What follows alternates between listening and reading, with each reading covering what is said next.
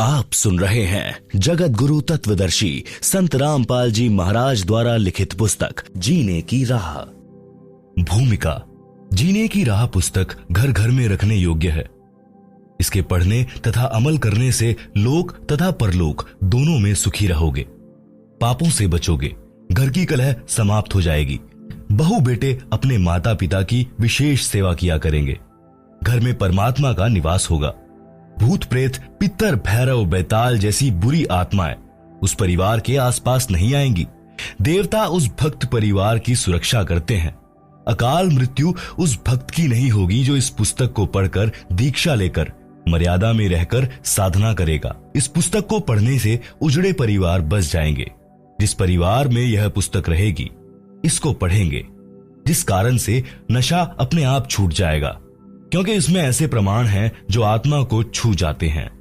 शराब, तंबाकू तथा अन्य नशे के प्रति ऐसी घृणा हो जाएगी कि इनका नाम लेने से रूह कांप जाया करेगी। पूरा परिवार सुख का जीवन जिएगा। जीवन का सफर आसानी से तय होगा, क्योंकि जीवन का मार्ग साफ हो जाता है। इस पुस्तक में पूर्ण परमात्मा कौन है, उसका नाम क्या है, उसकी भक्ति कैसी है, सब जानकारी मिलेगी। मानव जीवन सफल हो जाएगा। परिवार में किसी प्रकार की बुराई नहीं रहेगी। परमात्मा की कृपा सदा बनी रहेगी। जीने की राह उत्तम मिलने से यात्रा आसान हो जाएगी। जो इस पुस्तक को घर में नहीं रखेगा, वह जीवन की राह उत्तम न मिलने से संसार रूपी वन में भटककर अनमोल जीवन नष्ट करेगा। परमात्मा के घर में जाकर पश्चाताप के अतिरिक्त कुछ हाथ नहीं लगेगा। उस समय आपको पता चलेगा कि जीने की राह उत्तम न मिलने से जिंदगी बर्बाद हो गई। फिर आप परमात्मा से विनय करेंगे कि हे प्रभु, एक मानव जीवन और बख्श दो। मैं सच्चे मन से सत्य भक्ति करूंगा। जीवन की सच्ची राह की खोज करने सत्संग में जाया करूंगा। आजीवन भक्ति करूंगा, अपना कल्याण करवाऊंगा। उस परमात्मा के दरबार में आपके पूर्व के जन्मों की फिल्म चलाई जाएगी, जिनमें आप प्रत्येक बार जब जब मानव जीवन प्राप्त हुआ था, आपने यही कहा था कि एक मानव जीवन और दे दो, कभी बुराई नहीं करूंगा, आजीवन भक्ति भी करूंगा, घर का कार्य निर्वाह के लिए भी करूंगा, पूर्ण सद्गुरु से दीक्षा लेकर कल्याण करवाऊंगा। जो गलती अब के मानव जीवन में हुई है, कभी नहीं दोहराऊंगा या दोहराऊंगी। फिर परमात्मा जी कहते हैं कि अपने आप को तो मूर्ख बनाकर जीवन नष्ट करके आ खड़ा हुआ पापों की गाड़ी भरकर मुझे भी मूर्ख बनाना चाहता है। चल नरक में। फिर 84 लाख प्रकार के प्राणियों के शरीरों में चक्र लगा। जब कभी मानव स्त्री पुरुष शरीर मिले, सावधान होकर संतों का सत्संग सुनना और अपना कल्याण कराना। पाठक जनों से निवेदन है कि इस पवित्र पुस्तक के पढ़ने से आपकी 101 पीढ़ी लोक तथा परलोक में सुखी रहेगी। इसको परमात्मा का आदेश मानकर पूरा परिवार पढ़े। एक पढ़े, अन्य सुने, या एक से अधिक पुस्तक लेकर भिन्न भिन्न प्रतिदिन पढ़े। इसमें लिखे प्रत्येक प्रकरण को सत्य माने, मजाक में न ले। यह किसी सांगी की बनाई नहीं है। यह परमेश्वर के गुलाम रामपाल दास द्वारा हृदय से मानव कल्याण के उद्देश्य से लिखी गई है। लाभ उठाएं। सत साहिब। लेखक दासन दास रामपाल दास, पुत्र अथवा शिष्य स्वामी रामदेवानंद जी, सतलोक आश्रम, बरवाला, जिला हिसार, हरियाणा, भारत। आप सुन रहे हैं जगत गुरु तत्वदर्शी संत रामपाल जी महाराज द्वारा लिखी पुस्तक जीने की राह का पेज नंबर 1। 2 शब्द। प्राणी की जीवन की यात्रा जन्म से प्रारंभ हो जाती है। उसकी मंजिल निर्धारित होती है। यहाँ इस पवित्र पुस्तक में मानव जीवन की यात्रा के मार्ग पर विस्तार पूर्वक वर्णन है। मानव यानी स्त्री पुरुष की मंजिल मोक्ष प्राप्ति है। उसके मार्ग में पाप तथा पुण्य कर्मों के गड्ढे तथा कांटे हैं। आप जी को आश्चर्य होगा कि पाप कर्म तो बाधक होते हैं, पुण्य तो सुखदायी होते हैं। इनको गड्ढे कहना उचित नहीं। इसका संक्षिप्त वर्णन। पाप रूपी गड्ढे व कांटे। मानव जीवन परमात्मा की शास्त्र विधि अनुसार साधना करके मोक्ष प्राप्त करने के लिए प्राप्त होता है। पाप कर्म का कष्ट भक्ति में बाधा करता है। उदाहरण के लिए, पाप कर्म के कारण शरीर में रोग हो जाना, पशुधन में तथा फसल में हानि हो जाना, ऋण की वृद्धि करता है। ऋणी व्यक्ति दिन रात चिंतित रहता है, वह भक्ति नहीं कर पाता। पूर्ण सद्गुरु से दीक्षा लेने के पश्चात परमेश्वर उस भक्त के उपरोक्त कष्ट समाप्त कर देता है। तब भक्त अपनी भक्ति अधिक श्रद्धा से करने लगता है। परमात्मा पर विश्वास बढ़ता है, दृढ़ होता है। परंतु भक्त को परमात्मा के प्रति समर्पित होना चाहिए। जैसे पतिव्रता स्त्री अपने पति के अतिरिक्त किसी अन्य पुरुष को काम पूर्ति के लिए स्वप्न में भी नहीं चाहती, चाहे कोई कितना ही सुंदर हो। उसका पति अपनी पत्नी को हर संभव कोशिश करके सर्व सुविधाएं उपलब्ध करवाता है, विशेष प्रेम करता है। इसी प्रकार दीक्षा लेने के पश्चात आत्मा का संयोग परमात्मा से होता है। गुरुजी आत्मा का विवाह परमात्मा से करवा देता है। यदि वह मानव शरीरधारी आत्मा अपने पति परमेश्वर के प्रति पतिव्रता की तरह समर्पित रहती है, यानी पूर्ण परमात्मा के अतिरिक्त अन्य किसी देवी देवता से मनोकामना की पूर्ति नहीं चाहती है, तो उसका पति परमेश्वर उसके जीवन मार्ग में बाधक सब पाप कर्मों के कांटों को बुहार देता है। उस आत्मा की जीने की राह सुगम व बाधा रहित हो जाती है। उसको मंजिल सरलता से मिल जाती है।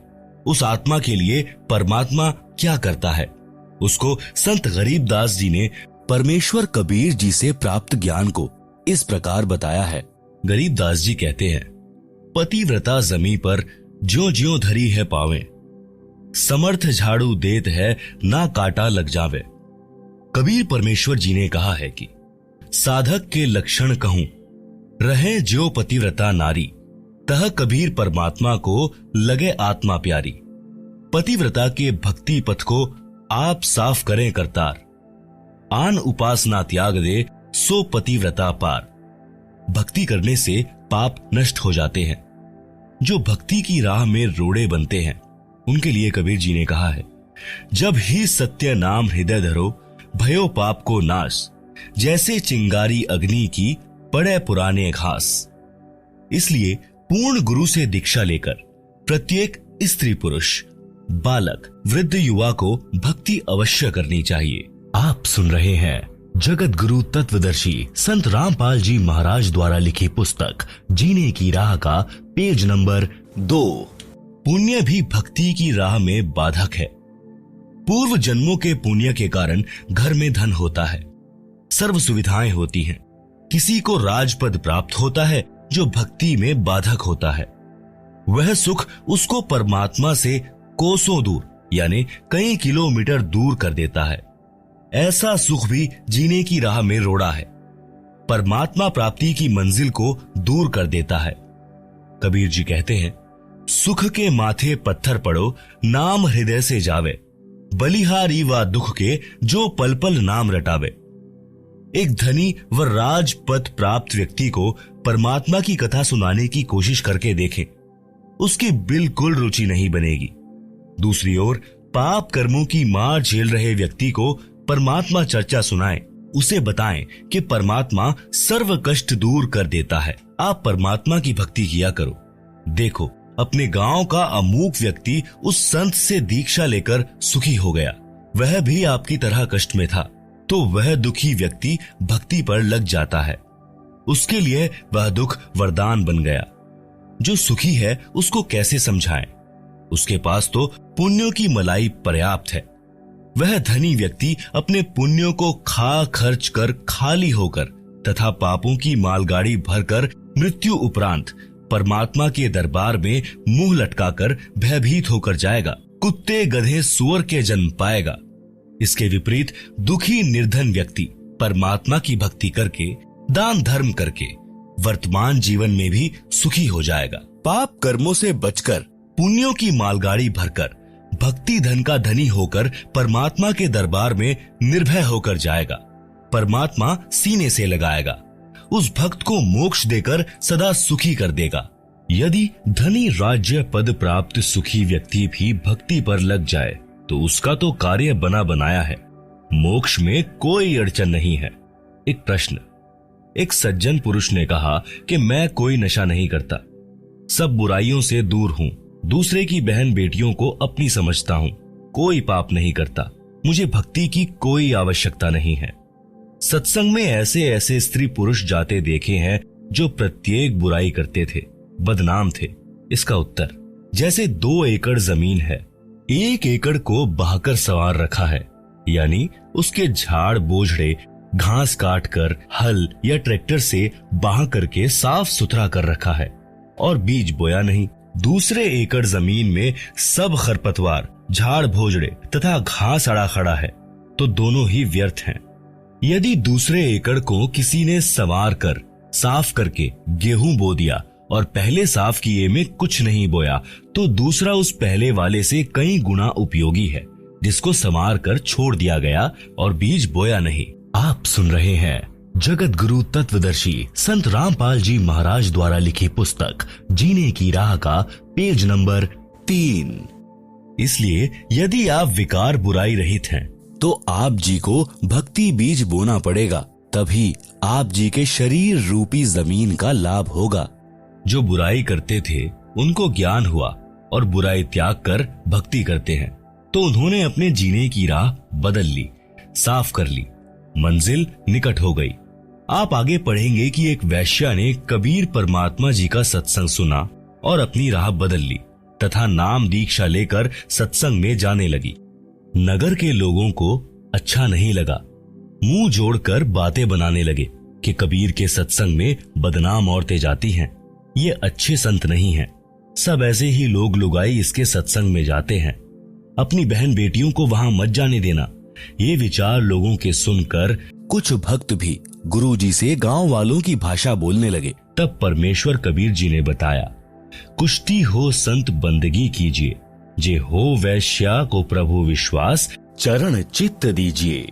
भावार्थ, यदि किसी भक्त को कुष्ठ रोग है और वह भक्ति करने लगा है, तो भक्त समाज को चाहिए कि उससे घृणा न करे, उसको प्रणाम करे जैसे अन्य भक्तों को करते हैं। उसका सम्मान करना चाहिए, उसका हौसला बढ़ाना चाहिए। भक्ति करने से उसका जीवन सफल होगा, रोग भी ठीक हो जाएगा। इसी प्रकार किसी वैश्या बेटी बहन को प्रेरणा बनी है भक्ति करने की, सत्संग में आने की, तो उसको परमात्मा पर विश्वास हुआ है। वह सत्संग विचार सुनेगी तो बुराई भी छूट जाएगी, उसका कल्याण हो जाएगा, समाज से बुराई निकल जाएगी। यदि वह सत्संग में आएगी ही नहीं, तो उसको अपने पाप कर्मों का एहसास कैसे होगा? जैसे मैला वस्त्र जल तथा साबुन के संपर्क में नहीं आएगा तो निर्मल कैसे होगा? इसीलिए ऐसी बदनाम स्त्री भी भक्ति करती है तो उसको भी विशेष आदर से बुलाएं, ताकि उसको सत्संग में आने में संकोच न हो। यदि उसको रोकोगे तो आप पाप के भागी बन जाओगे। इससे आगे की कथा में आप इसी पुस्तक जीने की राह में पृष्ठ नंबर 107 पर पढ़ेंगे, जिसकी हेडिंग है कबीर जी द्वारा शिष्यों की परीक्षा। श्रीमद् भागवत गीता के अध्याय 9 श्लोक 30 में भी यही प्रमाण है। लिखा है कि कोई अतिशय दुराचारी व्यक्ति भी है, यदि वह विश्वास के साथ परमात्मा की भक्ति करने लग गया है, तो उसे महात्मा के तुल्य मानना चाहिए। वह संतों के विचार सुनकर सुधर जाएगा और अपना कल्याण करवा लेगा। इसलिए मानव शरीरधारी प्राणी को परमात्मा की भक्ति तथा शुभ कर्म, दान धर्म गुरु जी की शरण में आकर अवश्य करने चाहिए। पूज्य कबीर परमेश्वर जी ने कहा है कि मानुष जन्म दुर्लभ है, मिले न बारंबार, तरवर से पत्ता टूट गिरे, बहुर न लागे डार। भावार्थ, कबीर परमात्मा जी ने समझाया है कि हे मानव शरीरधारी प्राणी, यह मानव जन्म स्त्री पुरुष बहुत कठिनता से युगों पर्यंत प्राप्त होता है। ये बार बार नहीं मिलता। इस शरीर के रहते रहते शुभ कर्म तथा परमात्मा की भक्ति कर, अन्यथा यह शरीर समाप्त हो गया तो आप पुनः इसी स्थिति यानी मानव शरीर को प्राप्त नहीं कर पाओगे। जैसे वृक्ष से पत्ता टूटने के पश्चात उसी डाल पर पुनः नहीं लगता। इसीलिए इस मानव शरीर के अवसर को व्यर्थ न गवा। कबीर जी ने फिर कहा, मानुष जन्म पाए कर नहीं रटे हरि नाम, जैसे कुआं जल बिना बनवाया क्या काम। भावार्थ, मानव जीवन में यदि भक्ति नहीं करता तो वह जीवन ऐसा है जैसे सुंदर कुआं बना रखा है। यदि उसमें जल ही नहीं है या जल है तो खारा यानी पीने योग्य नहीं है। उसका भी नाम भले ही कुआं है, परंतु गुण कुएं वाले नहीं है। इसी प्रकार मनुष्य भक्ति नहीं करता तो उसको भी मानव कहते हैं, परंतु मनुष्य वाले गुण नहीं हैं। पूर्व जन्मों में किए शुभ अशुभ कर्मों तथा भक्ति के कारण कोई स्वस्थ है, वह अचानक रोगी हो जाता है और लाखों रुपए उपचार पर खर्च करके मृत्यु को प्राप्त हो जाता है। कोई जन्म से रोगी होता है, आजीवन कष्ट भोग कर मर जाता है। कोई निर्धन होता है, कोई धनवान ही जन्मता है। किसी के लड़के लड़की होते हैं तो किसी को संतान प्राप्त ही नहीं होती, किसी को पुत्री पुत्री ही संतान होती है, चाहने पर भी पुत्र नहीं होता। ये सब पूर्व जन्मों के कर्मों का फल मानव भोगता है। जब तक पुनः भक्ति प्रारंभ नहीं करता, तब तक पूर्व वाले संस्कार ही प्राणी को प्राप्त होते हैं। जिस समय पूर्ण सद्गुरु से दीक्षा लेकर मर्यादा से भक्ति करने लगता है, तो शुभ संस्कारों में वृद्धि होने से दुख का वक्त सुख में बदलने लग जाता है। आप सुन रहे हैं जगत गुरु तत्वदर्शी संत रामपाल जी महाराज द्वारा लिखी पुस्तक जीने की राह का पेज नंबर 4, मानव जीवन की आम धारणा। जब तक यथार्थ आध्यात्मिक ज्ञान नहीं होता, तो जन साधारण की धारणा होती है कि बड़ा होकर पढ़ लिखकर अपने निर्वाह की खोज करके विवाह कराकर परिवार पोषण करेंगे, बच्चों को उच्च शिक्षा तक पढ़ाएंगे, फिर उनको रोजगार मिल जाए, उनका विवाह करेंगे, परमात्मा संतान को संतान दे, फिर हमारा कर्तव्य पूरा हुआ। कई बार गांव या गवांड यानी पड़ोसी गांव के वृद्ध इकट्ठे होते तो आपस में कुशल मंगल जानते। तो एक ने कहा कि परमात्मा की कृपा से 2 लड़के तथा 2 लड़की हैं। कठिन परिश्रम करके पाला पोसा तथा पढ़ाया, विवाह कर दिया। सब के सब बेटा बेटियों वाले हैं। मेरा कार्य पूर्ण हुआ। 75 वर्ष का हो गया हूँ, अब बेशक मौत हो जाए, मेरा जीवन सफल हुआ। वंश बेल चल पड़ी, संसार में नाम रहेगा। इसका विवेचन उपरोक्त प्रसंग में जो भी प्राप्त हुआ वह पूर्व निर्धारित संस्कार ही प्राप्त हुआ, नया कुछ नहीं मिला। आप सुन रहे हैं जगत गुरु तत्वदर्शी संत रामपाल जी महाराज द्वारा लिखी पुस्तक जीने की राह का पेज नंबर 5। एक व्यक्ति का विवाह हुआ, संतान रूप में बेटी हुई। मानव समाज की धारणा रही है कि पुत्र नहीं है तो उसका वंश नहीं चलता, परंतु आध्यात्मिक ज्ञान की दृष्टि से पुत्र पुत्री में कोई अंतर नहीं माना जाता। आशा लगी कि दूसरा पुत्र तो बेटा होगा, मगर दूसरी भी लड़की हुई।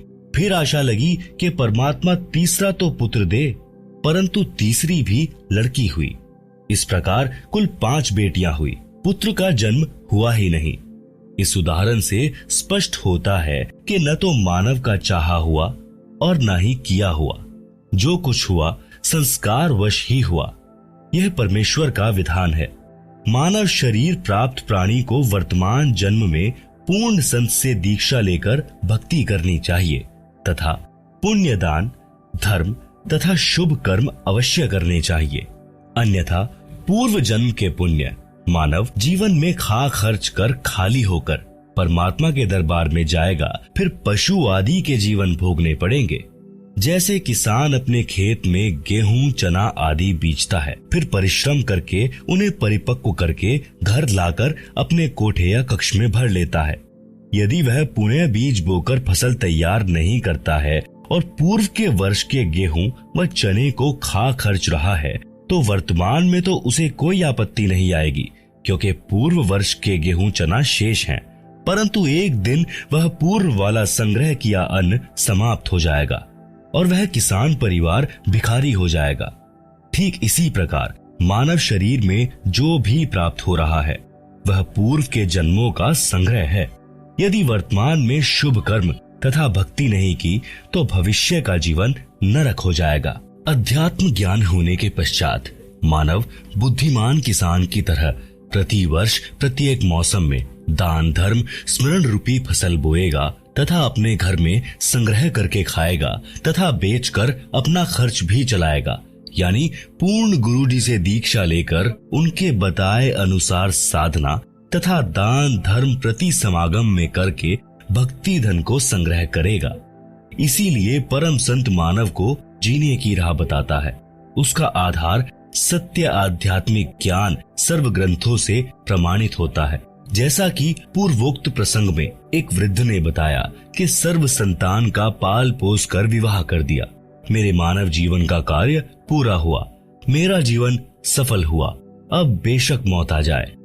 विचारणीय विषय है कि उसने तो पूर्व का जमा ही खर्च कर दिया, भविष्य के लिए कुछ नहीं किया, जिस कारण से उस व्यक्ति का मानव जीवन व्यर्थ गया। कबीर जी ने कहा है, क्या मांगू कुछ थिर ना रहाई, देखत नैन चला जग जाई, 1 लख पूत 1.25 लख नाती, उस रावण के दीवाना बाती। भावार्थ, यदि एक मनुष्य एक पुत्र से वंशबेल को सदा बनाए रखना चाहता है तो ये उसकी भूल है। जैसे श्रीलंका के राजा रावण के 1 लाख पुत्र थे तथा 1.25 लाख पौत्र थे। वर्तमान में उसके कुल में कोई घर में दीपक जलाने वाला भी नहीं है। आप सुन रहे हैं जगत गुरु तत्वदर्शी संत रामपाल जी महाराज द्वारा लिखी पुस्तक जीने की राह का पेज नंबर 6। सब नष्ट हो गए, इसलिए हे मानव, परमात्मा से ये क्या मांगता है जो स्थायी ही नहीं है। यह अध्यात्म ज्ञान के अभाव के कारण प्रेरणा बनी है। परमात्मा आपको आपका संस्कार देता है, आपका किया कुछ नहीं हो रहा। उस वृद्ध की बात को माने कि पुत्र के होने से, वंश वृद्धि होने से संसार में नाम बना रहता है। एक गांव में प्रारंभ में 4 या 5 व्यक्ति थे। उनके वंश के सैकड़ों परिवार बने हैं। उनका वंश चल रहा है, उनका संसार में नाम भी चल रहा है, परंतु शास्त्रोक्त विधि से भक्ति न करने के कारण परमात्मा के विधानानुसार वह भला पुरुष कहीं गधा बनकर कष्ट उठा रहा होगा। वहां पर गधे के वंश की वृद्धि करके, फिर कुत्ते का जन्म प्राप्त करके, वहां उस कुल की वृद्धि करके, अन्य प्राणियों के शरीर प्राप्त करके असंख्यों जन्म कष्ट उठाएगा। भावार्थ है कि मानव जीवन प्राप्त प्राणी को चाहिए कि सांसारिक कर्तव्य कर्म करते करते आत्म कल्याण का कार्य भी करे, जिस कारण से परिवार से आने वाली पूर्व पाप की मार भी टलेगी, परिवार खुशहाल रहेगा। अन्यथा शुभ अशुभ दोनों कर्मों का फल भोगने से कभी सुख तथा कभी दुख का कहर भी झेलना पड़ता है। एक समय दास यानी लेखक एक गांव में 3 दिन का सत्संग पाठ कर रहा था।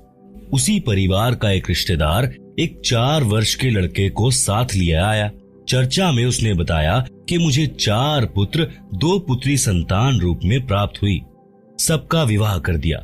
मेरे जैसा सुखी हमारे गांव में शायद ही कोई था। फिर ऐसी नौबत आई कि 2 वर्ष में घर उजड़ गया। 2 बेटे मोटरसाइकिल पर ससुराल जा रहे थे, दुर्घटना में भगवान के घर चले गए। उनकी पत्नी भी अन्य गांव में विवाह कर दी। 1 वर्ष पश्चात एक पुत्र को खेत में ट्यूबवेल पर रात्रि में सर्प ने डस लिया, मृत मिला। चौथा इस दुख से हृदयघात से चल बसा। सब बहुएं भी चली गई। पत्नी का मानसिक संतुलन बिगड़ गया। ये लड़का बड़ी लड़की का है, जिसके सहारे दिन काट रहा हूँ। बेटी को घर पर रखा है। प्रिय पाठकों से निवेदन है कि विवेक से काम ले और मानव जीवन की सच्ची राह पकड़े, भक्ति अवश्य करें। संतान होना या ना होना ये आपके पूर्व के कर्मों का फल है। यदि संतान को धर्म कर्म का ज्ञान नहीं है तो वह चाहे कितनी ही नेक हो, कभी ना कभी गलती कर ही देगी। वह सब पाप कर्मों के कारण होगा। एक व्यक्ति ने बताया कि मेरा ससुर 4 एकड़ का जाट किसान था। उसने दिन रात मेहनत करके कुल 16 एकड़ जमीन खरीद कर बना ली, यानी 12 एकड़ जमीन और मोल ले ली। 4 लड़के थे और एक लड़की थी। सबकी शादी कर दी। 60 वर्ष की आयु में मेरे ससुर जी को अधरंग मार गया। चारों लड़के भिन्न रहते थे। कुछ दिन बड़े बेटे में रहा, परंतु 6 महीने में ही कपड़ों में बदबू आने लगी। फिर तीसरे नंबर वाले के घर में रहा। कुछ दिन बाद उसने भी हाथ खड़े कर दिए। इसी प्रकार चारों पुत्र सेवा से तंग आ गए। गांव की पंचायत ने मेरे ससुर जी की सेवा कराने के उद्देश्य से 2 एकड़ जमीन उसको अधिक देने का फैसला किया, जो बेटा अपने पिता की सेवा करेगा।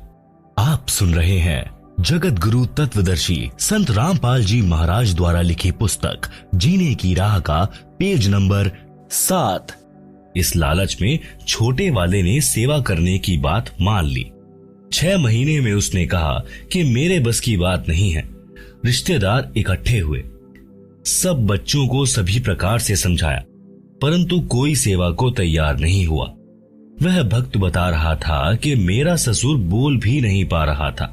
जब छोटा पोता सामने आया तो गर्दन के संकेत से कह रहा था कि आजा मेरे पास, लाड करूंगा। यह भूल पड़ी है, बेटों ने तो कर दी मौज, पोतों की कसर बाकी है। उन 2 एकड़ को ठेके पर देकर उसके लिए एक नौकर रखा, दुर्गति से मरा। विचार करें कि ऐसे कमेरे व्यक्ति को ये भी ज्ञान होता कि भक्ति तथा धर्म के बिना मानव जीवन नरक बन जाता है, तो वह उसके साथ साथ परमात्मा की भक्ति भी करता तथा ऐसी दशा को प्राप्त नहीं होता। बच्चे भी सेवा करते। सत्संग में यही शिक्षा दी जाती है। श्रद्धालुओं को दया धर्म का पाठ पढ़ाया जाता है। आश्रम में सत्संग के दौरान वृद्ध, रोगी, अपंग, छोटे बच्चों सहित माताएं, बहनें, बेटियां आती हैं। आश्रम में पुराने भक्तों तथा भक्तमतियों की ड्यूटी लगाई जाती है। वे आने वाले वृद्धों, रोगियों तथा अन्य असहायों की सेवा करते हैं। उनको स्नान कराते हैं, उनके वस्त्र धोते हैं, भोजनालय से भोजन प्रसाद लाकर पंडाल में बैठों को खिलाते हैं। चाय दूध भी वही बैठों को लाकर देते हैं। विचार करें कि जो बच्चे सत्संग में जाने वाले तथा बेटी, बहनें, माई व भक्त भाई सत्संग में आने वाले गैरों की सेवा करते हैं, तो वे घर पर अपने माता पिता, भाई बहन, सास ससुर की भी उसी भाव से सेवा करेंगे, क्योंकि उनका स्वभाव बन जाता है। उनके दिलों में दया भरी रहती है। उनको परमात्मा का विधान अच्छी तरह याद होता है। जैसा कि पूर्व में प्रसंग है कि एक कमेरे किसान को अधरंग मारना और बच्चों द्वारा अनदेखा करना। यदि वे लड़के तथा बहुएं सत्संग में जाते तो वे अपने पिता की बहुत सेवा करते। यदि वह किसान परमात्मा की भक्ति करता तो उसका शरीर स्वस्थ रहता और उसकी भक्ति के कारण भजन के तेज से प्रभावित होकर परिवार अपने आप आदर करता है। उदाहरण के लिए साधु संत भक्ति ही करते हैं, जिस कारण गांव का गांव उनका सेवा सत्कार करता है। इसी प्रकार भक्ति करने से परमात्मा की शक्ति अपने आप अन्य को प्रेरित करके भक्त के अनुकूल परिस्थिति बना देती है। इसीलिए भक्ति करने की प्रेरणा संतजन देते हैं। सत्संग से जीने की राह अच्छी बनती है। कबीर परमेश्वर ने फिर बताया है, काया तेरी है नहीं, माया कहां से होए, भक्ति कर दिल पाक से, जीवन है दिन दोए। बिन उपदेश अचंभ है, क्यों जीवत है प्राण, भक्ति बिना कहां ठोर है, ये नर नाही पाषाण। आप सुन रहे हैं जगत गुरु तत्वदर्शी संत रामपाल जी महाराज द्वारा लिखी पुस्तक जीने की राह का पेज नंबर 8। भावार्थ। परमात्मा कबीर जी कह रहे हैं कि हे भोले मानव, मुझे आश्चर्य है कि बिना गुरु से दीक्षा लिए किस आशा को लेकर जीवित है। न तो शरीर तेरा है, ये भी त्याग कर जाएगा, फिर संपत्ति आपकी कैसे है। जिनको यह विवेक नहीं है कि भक्ति बिना जीव का कहीं भी ठिकाना नहीं है, तो वे नर यानी मानव नहीं हैं, वे तो पत्थर हैं। उनकी बुद्धि पर पत्थर गिरे हैं। कबीर जी ने फिर कहा है कि बेगार की परिभाषा अगम निगम को खोज ले, बुद्धि विवेक विचार, उदय अस्त का राज मिले तो बिन नाम बेकार। भावार्थ। पुराने समय में पुलिस थानों में जीप, कार आदि गाड़ियां नहीं होती थी। जब पुलिस वालों को कहीं छापा मारनी होती थी तो किसी प्राइवेट 3 व्हीलर या 4 व्हीलर वालों को जबरदस्ती पकड़ लेते और उसके व्हीकल में बैठकर जहां जाना होता ले जाते। ड्राइवर भी 3 व्हीलर वाला होता था तथा पेट्रोल डीजल भी वही अपनी जेब से डलवाता था। उस दिन की दिहाड़ी भी नहीं कर पाता था। पुलिस वाले उसको सारा दिन इधर उधर घुमाते रहते थे। आम व्यक्ति तो ये विचार करता था कि ये 3 व्हीलर वाला आज तो बहुत ज्यादा कमाई करेगा, सारा दिन चला है, परंतु उसका मन ही जानता था उस दिन उसके साथ क्या बीती होती थी। ऐसे ही राजा लोग इस जन्म में भक्ति ना करके केवल राज्य व्यवस्था को बनाए रखने में जीवन समाप्त कर रहे हैं तो वे बेगार करके जाते हैं। पूर्व जन्म के धर्म कर्म से राजा बनता है, वर्तमान जन्म में उसी पुण्य को खर्च खा रहा होता है। जनता को तो लगता है कि राजा बड़ी मौज कर रहा है, आध्यात्मिक दृष्टि से वह बेगार कर रहा है, भक्ति कमाई नहीं कर रहा है। यदि व्यक्ति पूर्ण गुरु से दीक्षा लेकर भक्ति नहीं करता है तो उसको चाहे उदय अस्त का यानी पूरी पृथ्वी का राज्य भी मिल जाए तो भी वह 3 व्हीलर वाले की तरह व्यर्थ की मारो मार यानी गहमा गहमी कर रहा है, उसे कुछ लाभ नहीं होगा। इसलिए राजा हो या प्रजा, धनी हो या निर्धन, सबको नए सिरे से भक्ति करनी चाहिए, उसी से उनका भविष्य उज्जवल होगा। परमात्मा कबीर जी ने अपने शिष्य संत गरीबदास जी को तत्व ज्ञान समझाया जो इस प्रकार है। राग आसावरी, शब्द नंबर 1। मन तू चल रे सुख के सागर, जहां शब्द सिंधु रत्नागर, कोटि जन्म तो है मरता होगे, कुछ नहीं हाथ लगा रे, कुकर सुकर खर भया बोरे, कौआ हंस बुगारे, कोटि जन्म तू राजा कीन्हा, मिटी न मन की आशा, भिक्षुक होकर दर दर हांड्या, मिल्या न निर्गुण रासा, इंद्र कुबेर ईश की पदवी, ब्रह्मा वरुण धर्म राया, विष्णुनाथ के पुरकू जाकर बहुर अपुठा आया, असंख्य जन्म तो है मरता होगे, जीवित क्यों ना मरे रे, द्वादश मध्य महल मठ बोरे, बहुर न देह धरे रे, दो जख बहिस्त सभी तय देखे, राजपाट के रसिया, 3 लोक से तृप्त नाही, यह मन भोगी खसिया, सतगुरु मिले तो इच्छा मेटें, पद मिल पदे समाना, चल हंसा उस लोक पठाऊं, जो आदि अमर अस्थाना, 4 मुक्ति जहां चंपी करती, माया हो रही दासी, दास गरीब अभय पद पर से, मिले राम अविनाशी। आप सुन रहे हैं जगत गुरु तत्वदर्शी संत रामपाल जी महाराज द्वारा लिखी पुस्तक जीने की राह का पेज नंबर 9। सूक्ष्म वेद की वाणी का भावार्थ। आत्मा और मन को पात्र बनाकर संत गरीबदास जी ने संसार के मानव को समझाया है। कहा है कि यह संसार दुखों का घर है, इससे भिन्न एक और संसार है जहां कोई दुख नहीं है। वह स्थान यानी सनातन परम धाम सत्यलोक है तथा वहां का प्रभु अविनाशी परमेश्वर सुखों का सागर है। सुख सागर अर्थात अमर परमात्मा तथा उसकी राजधानी अमरलोक की संक्षिप्त परिभाषा बताई है। शंखो लहर मेहर की उपजे, कहर नहीं जहां कोई, दास गरीब अचल अविनाशी, सुख का सागर सोई। भावार्थ। जिस समय मैं यानी लेखक अकेला होता हूँ तो कभी कभी ऐसी हिलोर अंदर से उठती है। उस समय सब अपने से लगते हैं, चाहे किसी ने मुझे कितना ही कष्ट दे रखा हो, उसके प्रति द्वेष भावना नहीं रहती, सब पर दया भाव बन जाता है।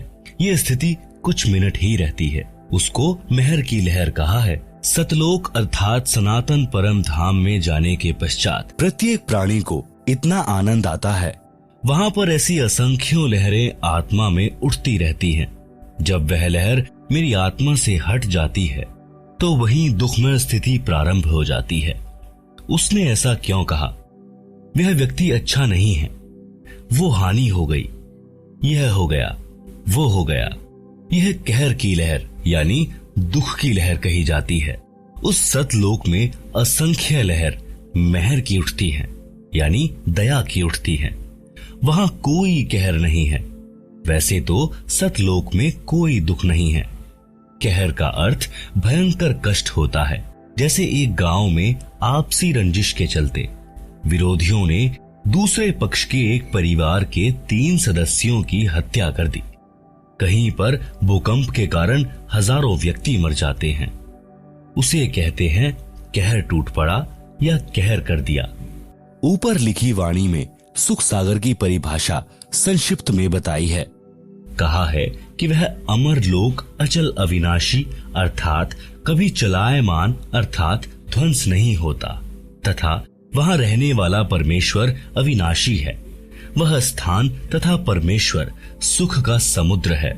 जैसे समुद्री जहाज बंदरगाह के किनारे से 100 या 200 किलोमीटर दूर चला जाता है तो जहाज की यात्रियों को जल अर्थात समुद्र के अतिरिक्त कुछ भी दिखाई नहीं देता, सब ओर जल ही जल नजर आता है।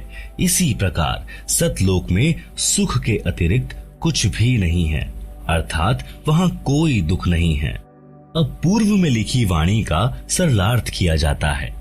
मन तू चल रे सुख के सागर, जहां शब्द सिंधु रत्नागर, कोटि जन्म तोहे भ्रमत होगे, कुछ नहीं हाथ लगा रे, कुकर शुकर खर भया बोरे, कौआ हंस बुगारे। आप सुन रहे हैं जगत गुरु तत्वदर्शी संत रामपाल जी महाराज द्वारा लिखी पुस्तक जीने की राह का पेज नंबर 10। भावार्थ।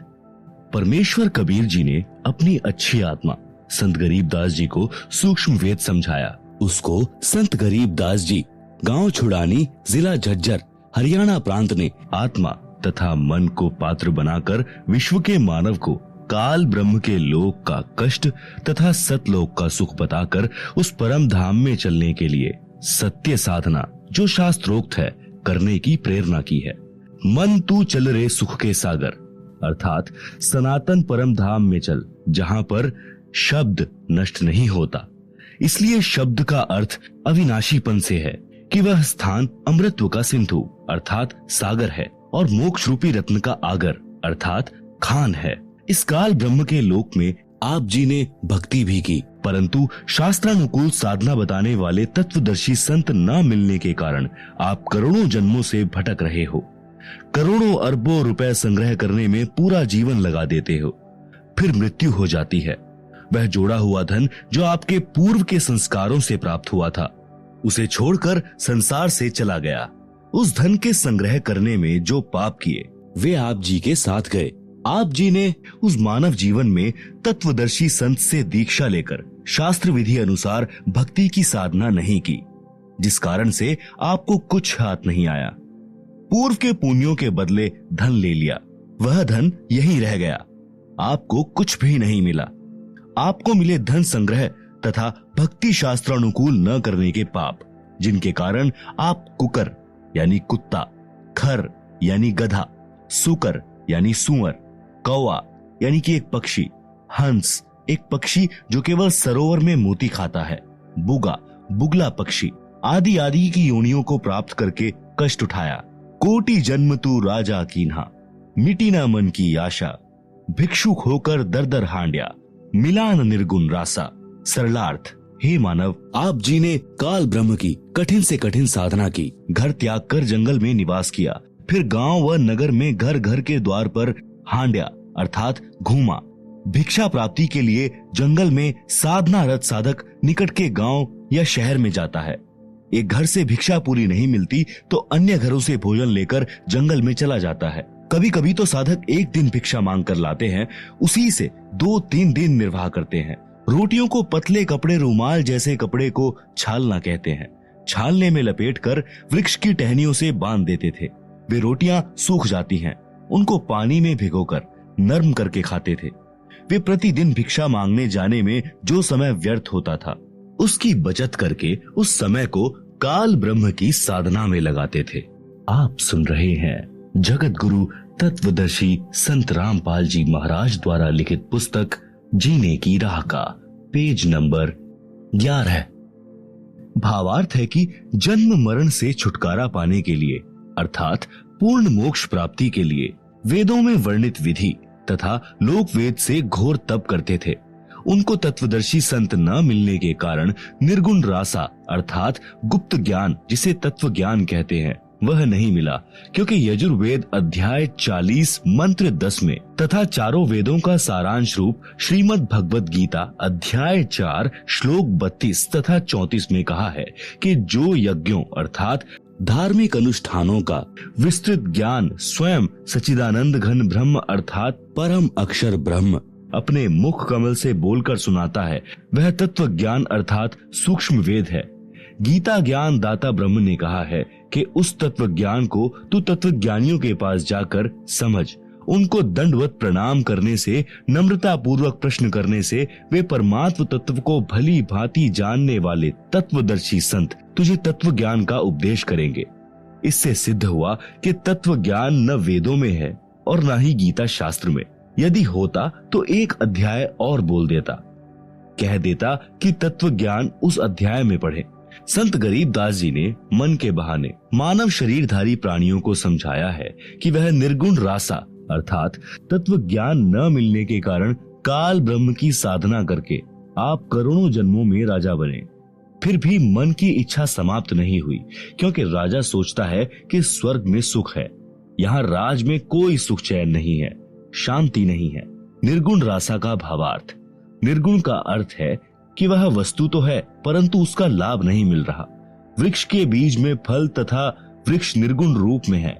उस बीज को मिट्टी में बीजकर सिंचाई करके वह सरगुण वस्तु वृक्ष को फल प्राप्त की जाती है।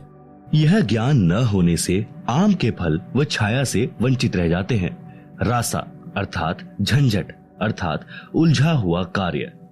सूक्ष्म वेद में परमेश्वर कबीर जी ने कहा है, 9 मन यानी 360 किलोग्राम सूत यानी कच्चा धागा। कबीर 9 मन सूत उलझिया, ऋषि रहे झकमार। सतगुरु ऐसा सुलझा दे, उलझे ना दूजी बार। सरलार्थ, परमेश्वर कबीर जी ने कहा है कि अध्यात्म ज्ञान रूपी 9 मन सूत उलझा हुआ है। 1 किलोग्राम उलझे हुए सूत को सीधा करने में 1 दिन से भी अधिक जुलाहों का लग जाता था। यदि सुलझाते समय धागा टूट जाता तो कपड़े में गांठ लग जाती। गांठ गठीले कपड़े को कोई मोल नहीं लेता था। इसलिए परमेश्वर कबीर जुलाहे ने जुलाहों का सटीक उदाहरण बताकर समझाया है कि अधिक उलझे हुए सूत को कोई नहीं सुलझाता था। अध्यात्म ज्ञान उसी 9 मन उलझे हुए सूत के समान है, जिसको सद्गुरु अर्थात तत्वदर्शी संत ऐसा सुलझा देगा जो पुनः नहीं उलझेगा। बिना सुलझे अध्यात्म ज्ञान के आधार से अर्थात लोक वेद के अनुसार साधना करके स्वर्ग नरक 84 लाख प्रकार के प्राणियों के जीवन, पृथ्वी पर किसी टुकड़े का राज्य, स्वर्ग का राज्य प्राप्त किया, पुनः फिर जन्म मरण के चक्र में गिरकर कष्ट पर कष्ट उठाया। परंतु काल ब्रह्म की वेदों में वर्णित विधि के अनुसार साधना करने से वह परम शांति तथा सनातन परम धाम प्राप्त नहीं हुआ, जो गीता अध्याय 18 श्लोक 62 में कहा है, और न ही परमेश्वर का वह परम पद प्राप्त हुआ, जहां जाने के पश्चात साधक लौटकर संसार में कभी नहीं आते, जो गीता अध्याय 15 श्लोक 4 में कहा है। काल ब्रह्म की साधना से निम्न लाभ होता रहता है। वाणी नंबर 3, इंद्र कुबेर ईश की पदवी, ब्रह्मा वरुण धर्मराया, विष्णुनाथ के पुरकू जाकर बहुर अपूठा आया। आप सुन रहे हैं जगत गुरु तत्वदर्शी संत रामपाल जी महाराज द्वारा लिखित पुस्तक जीने की राह का पेज नंबर 12। सरलार्थ, काल ब्रह्म की साधना करके साधक इंद्र का भी पद प्राप्त कर सकता है। इंद्र स्वर्ग के राजा का पद है।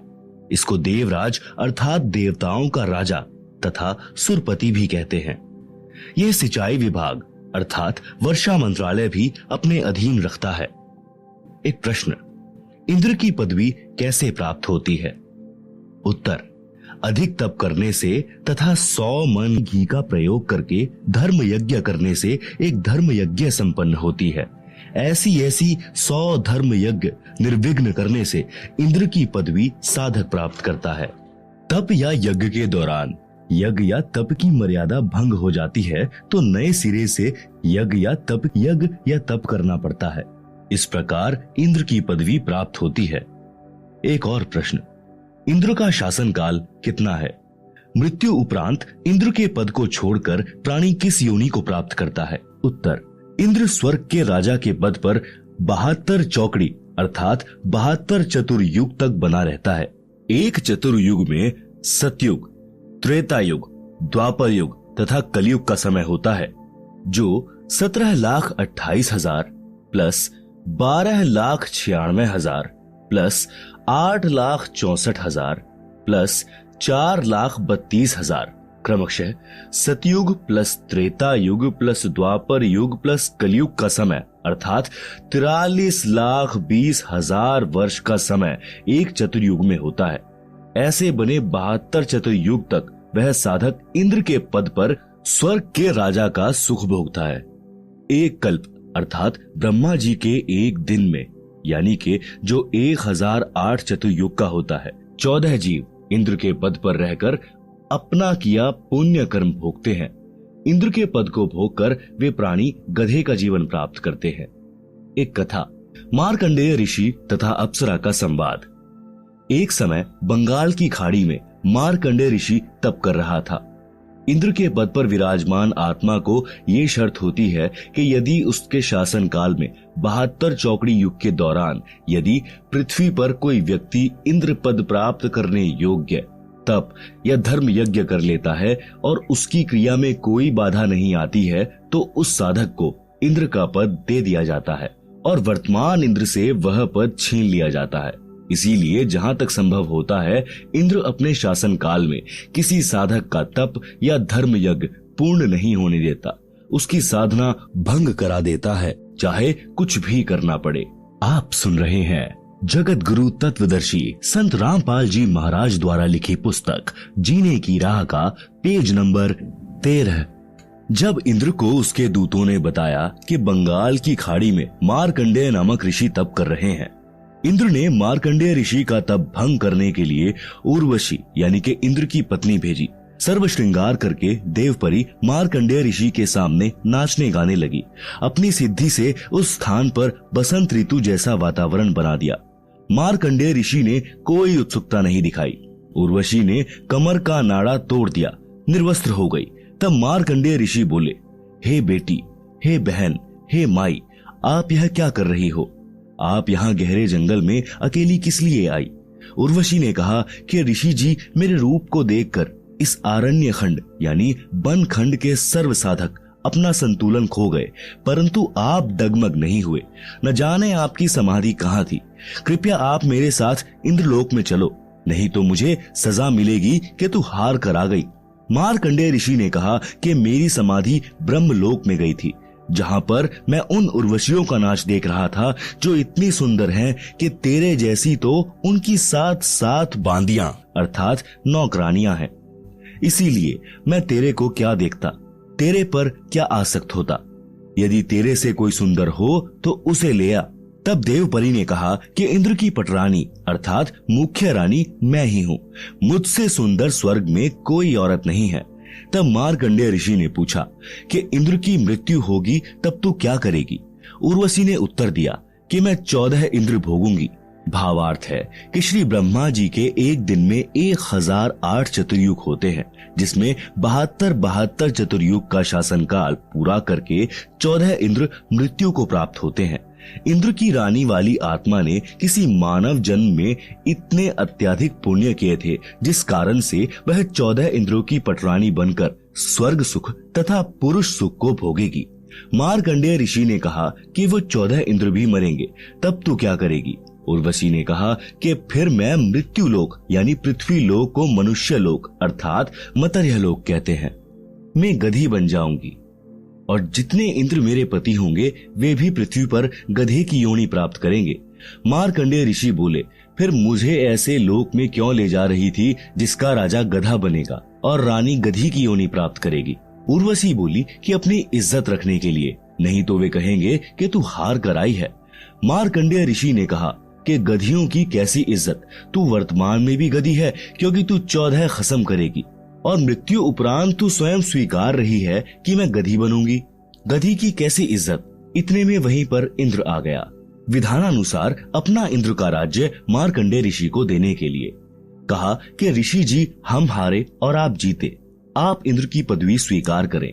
मार्कंडेय ऋषि बोले, अरे अरे इंद्र की पदवी मेरे किसी काम की नहीं, मेरे लिए तो काग यानी कौवे की बीट के समान है। मार्कंडेय ऋषि ने इंद्र से फिर कहा कि तू मेरे बताए अनुसार साधना कर, तेरे को ब्रह्मलोक ले चलूंगा, इस इंद्र के राज्य को छोड़ दे। इंद्र ने कहा कि हे ऋषि जी, अब तो मुझे मौज मस्ती करने दो, फिर कभी देखूंगा। आप सुन रहे हैं जगत गुरु तत्वदर्शी संत रामपाल जी महाराज द्वारा लिखी पुस्तक जीने की राह का पेज नंबर 14। पाठक जनों, विचार करो, इंद्र को पता है कि मृत्यु के उपरांत गधे का जीवन मिलेगा, फिर भी उस क्षणिक सुख को त्यागना नहीं चाहता। कहा कि फिर कभी देखूंगा। फिर कब देखेगा? गधा बनने के पश्चात तो कुम्हार देखेगा कि कितना वजन गधे की कमर पर रखना है और कहां से डंडा मारना है। ठीक इसी प्रकार इस पृथ्वी पर कोई छोटे से टुकड़े का प्रधानमंत्री, मंत्री, मुख्यमंत्री या राज्य में मंत्री बना है, या किसी पद पर सरकारी अधिकारी या कर्मचारी बना है, या धनी है, उसको कहा जाता है कि आप भक्ति करो, नहीं तो गधे बनोगे। वे या तो नाराज हो जाते हैं, कहते हैं कि हम क्यों बनेंगे गधे। फिर से मत कहना। कुछ सभ्य होते हैं, वे कहते हैं कि किसने देखा है गधे बनते हैं। फिर उनको बताया जाता है कि सब संत तथा ग्रंथ बताते हैं, तो अधिकतर कहते हैं कि देखा जाएगा। उनसे निवेदन है कि मृत्यु के पश्चात गधा बनने के बाद आप क्या देखोगे? फिर तो कुम्हार देखेगा कि आप जी के साथ कैसा बर्ताव करना है। देखना है तो वर्तमान में देख, बुराई छोड़कर शास्त्रानुकूल साधना करो, जो वर्तमान में विश्व में केवल मेरे रामपाल दास के पास है। आओ ग्रहण करो और अपने जीव का कल्याण कराओ।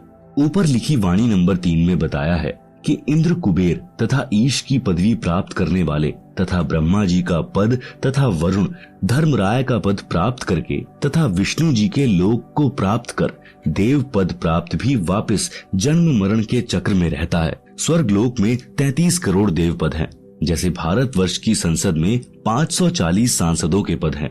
व्यक्ति बदलते रहते हैं, उन्हीं सांसदों में से प्रधानमंत्री तथा अन्य केंद्रीय मंत्री आदि आदि बनते हैं। इसी प्रकार उन 33 करोड़ देवताओं में से ही कुबेर का पद अर्थात धन के देवता का पद प्राप्त होता है, जैसे वित्त मंत्री होता है। ईश की पदवी का अर्थ है प्रभु पद, जो लोक वेद में कुल 3 माने गए हैं। 1 श्री ब्रह्मा जी, 2 श्री विष्णु जी तथा 3 श्री शिव जी। वरुण देव जल का देवता है। धर्मराय मुख्य न्यायाधीश हैं, जो सब जीवों को कर्मों का फल देता है। उसे धर्मराज भी कहते हैं। ये सर्व काल ब्रह्म की साधना करके पद प्राप्त करते हैं। पुण्य श्रीण यानी समाप्त होने के पश्चात सर्व देवता पद से मुक्त करके पशु पक्षियों आदि की 84 लाख प्रकार की योनियों में डाले जाते हैं। फिर नए ब्रह्मा जी, नए विष्णु जी तथा नए शिव जी इन पदों पर विराजमान होते हैं। ये सर्व उपरोक्त देवता जन्मते मरते हैं, ये अविनाशी नहीं है। इनकी स्थिति आप जी को सृष्टि रचना अध्याय में इसी पुस्तक में स्पष्ट होगी कि ये कितने प्रभु हैं, किसके पुत्र हैं तथा कौन इनकी माता जी हैं। अन्य प्रमाण श्री देवी पुराण सचित्र मोटा टाइप केवल हिंदी गीता प्रेस गोरखपुर से प्रकाशित के 3 स्कंद में पृष्ठ 123 पर लिखा है कि तुम शुद्ध स्वरूपा हो। यह सारा संसार आपसे ही उद्भासित हो रहा है। मैं, विष्णु, ब्रह्मा और शंकर आपकी कृपा से विद्यमान हैं। हमारा तो आविर्भाव अर्थात जन्म तथा तिरोभाव अर्थात मृत्यु हुआ करता है। आप प्रकृति देवी हैं। आप सुन रहे हैं जगत गुरु तत्वदर्शी संत रामपाल जी महाराज द्वारा लिखी पुस्तक जीने की राह का पेज नंबर 15। शंकर भगवान बोले कि हे देवी, यदि ब्रह्मा के पश्चात उत्पन्न होने वाले विष्णु आपसे उत्पन्न हुए हैं, तो क्या मैं तमोगुणी लीला करने वाला शंकर क्या आपकी संतान नहीं हुआ? अर्थात मुझे भी उत्पन्न करने वाली तुम ही हो। हम तो केवल नियमित कार्य ही कर सकते हैं, अर्थात जिसके भाग्य में जो लिखा है हम वही प्रदान कर सकते हैं। न अत्यधिक कर सकते, न कम कर सकते। पाठक जनों, इस श्री देवी पुराण के उल्लेख से स्पष्ट हुआ कि श्री ब्रह्मा जी, श्री विष्णु जी तथा श्री शंकर जी नाशवान हैं। इनकी माता जी का नाम श्री देवी दुर्गा है। अधिक जानकारी आप सृष्टि रचना अध्याय से ग्रहण करेंगे, जो इसी पुस्तक में पीछे पृष्ठ 254 पर लिखी है। ये प्रधान देवता है। अन्य इनसे निम्न स्तर के देव हैं। ये सर्व जन्मते मरते हैं। अविनाशी राम नहीं है, अविनाशी परमात्मा नहीं है। श्रीमद् भागवत गीता अध्याय 10 श्लोक 2 में लिखा है कि गीता ज्ञान दाता काल ब्रह्म ने कहा है कि मेरी उत्पत्ति को ना तो देवता जानते और ना महर्षि जन जानते, क्योंकि इन सब का आदि कारण मैं ही हूँ, अर्थात ये सर्व मेरे से उत्पन्न हुए हैं। गीता अध्याय 4 श्लोक 5 में गीता ज्ञान बोलने वाले ने कहा है कि हे अर्जुन, तेरे और मेरे बहुत जन्म हो चुके हैं, तू नहीं जानता, मैं जानता हूँ। गीता अध्याय 2 श्लोक 12 में भी स्पष्ट है कि तू, मैं तथा सब राजा सेना पहले भी जन्मे थे, आगे भी जन्मेंगे। गीता अध्याय 14 श्लोक 3 में गीता ज्ञान दाता ने कहा है कि हे अर्जुन, मेरी प्रकृति अर्थात दुर्गा तो गर्भ धारण करती है, मैं उसके गर्भ में बीज स्थापित करता हूँ, जिससे सर्व प्राणियों की उत्पत्ति होती है। गीता अध्याय 14 श्लोक 4 में गीता ज्ञान दाता ने कहा है कि हे अर्जुन, नाना प्रकार की सब योनियों में जितने शरीरधारी मूर्तियां उत्पन्न होती हैं, महत प्रकृति तो उन सबकी गर्भ धारण करने वाली माता है। अहम ब्रह्म यानी मैं ब्रह्म बीज स्थापित करने वाला पिता हूँ। गीता अध्याय 14 श्लोक 5 गीता ज्ञान दाता ने स्पष्ट किया है कि हे अर्जुन, सत्व गुण श्री विष्णु जी, रज गुण श्री ब्रह्मा जी तथा तम गुण श्री शिव जी, ये प्रकृति अर्थात दुर्गा देवी से उत्पन्न तीनों देवता अर्थात तीनों गुण अविनाशी जीवात्मा को कर्मों के अनुसार शरीर में बांधते हैं। उपरोक्त प्रमाणों से स्पष्ट हुआ कि उपरोक्त देवता नाशवान है तथा काल ब्रह्म की संतान है। प्रसंग चल रहा है कि वाणी संख्या 3 का सरलार्थ इंद्र, कुबेर, ईश अर्थात ब्रह्मा विष्णु शिव तक की पदवी प्राप्त करके तथा वरुण धर्मराय की पदवी तथा श्री विष्णुनाथ के लोक को प्राप्त करके भी जन्म मरण के चक्र में रहते हैं। आप सुन रहे हैं जगत गुरु तत्वदर्शी संत रामपाल जी महाराज द्वारा लिखी पुस्तक जीने की राह का पेज नंबर 16। मार्कंडे ऋषि जी ब्रह्म साधना कर रहे थे, उसी को सर्वोत्तम मान रहे थे, इसीलिए इंद्र को कह रहे थे कि आ, तेरे को ब्रह्म साधना का ज्ञान कराऊं। ब्रह्मलोक की तुलना में स्वर्ग का राज्य हलवे की तुलना में जैसे कौवे की बीट है। पाठक जनों, आप जी ने ब्रह्म साधना करने वाले श्री चुणक ऋषि, श्री दुर्वासा ऋषि तथा कपिल मुनि जिन्होंने ब्रह्म साधना की थी, उनकी साधना को गीता ज्ञान दाता ने गीता अध्याय 7 श्लोक 18 में अनुत्तम अर्थात घटिया बताया है। उसी श्रेणी की साधना मार्कंडेय ऋषि जी की थी, जिसको अति उत्तम मान कर रहे थे तथा इंद्र जी को भी राय दे रहे थे कि ब्रह्म साधना कर ले। सूक्ष्म वेद में कहा है कि औरों पंथ बतावही आप न जाने रहा, मोती मुक्ता दर्शत नाही, ये जग है सब अंधरे, दिखत के तो नैन जिसम है, फिरा मोतिया बिंदरे। वेद पढ़े पर भेद न जाने, बांचे पुराण 18, पत्थर की पूजा करें, भूले सिरजनहारा। वाणी नंबर 1 का भावार्थ अन्य को मार्गदर्शन करते हैं, स्वयं भक्ति का मार्ग ज्ञान नहीं। वाणी नंबर 2 का भावार्थ तत्वदर्शी संत के अभाव के कारण मोती मुक्ता यानी मोक्ष रूपी मोती अर्थात मोक्ष मंत्र दिखाई नहीं देता। यह सर्व संसार अध्यात्म ज्ञान नेत्रहीन अंधा है। जिस किसी को मोतियाबिंद, जो एक प्रकार का नेत्र रोग है जिसमें आंखें स्वस्थ दिखाई देती हैं, परंतु उस रोग ग्रस्त व्यक्ति को कुछ दिखाई नहीं देता। यह उदाहरण देकर बताया है कि फर्राटेदार संस्कृत भाषा बोलते हैं, लगते हैं महाविद्वान हैं, परंतु सदग्रंथों के गूढ़ रहस्यों को नहीं जानते। इनको अज्ञान रूपी मोतियाबिंद हुआ है। वाणी नंबर 3 का भावार्थ वेदों को पढ़कर कंठस्थ करने वाले वेदों के गूढ़ रहस्यों को न समझकर उनके विरुद्ध साधना करते कराते हैं। वेदों में पत्थर की मूर्ति की पूजा का कहीं उल्लेख नहीं है। वे वेदों के विद्वान कहलाने वाले पत्थर पूजा करते तथा कराते हैं। वेदों में वर्णित सिरजनहार को भुला दिया है। श्रीमद् भगवत गीता अध्याय 4 श्लोक 25 से 29 तक यही बताया है कि जो साधक जैसी भी साधना करता है उसे उत्तम मान कर रहा होता है। सर्व साधक अपनी अपनी भक्ति को पाप नाश करने वाली जानते हैं। गीता अध्याय 4 श्लोक 32 में स्पष्ट किया है कि यज्ञों अर्थात धार्मिक अनुष्ठानों का ज्ञान स्वयं सच्चिदानंद घन ब्रह्म ने अपने मुख कमल से बोली वाणी में विस्तार के साथ कहा है। वह तत्व ज्ञान है जिसे जानकर साधक सर्व पापों से मुक्त हो जाता है।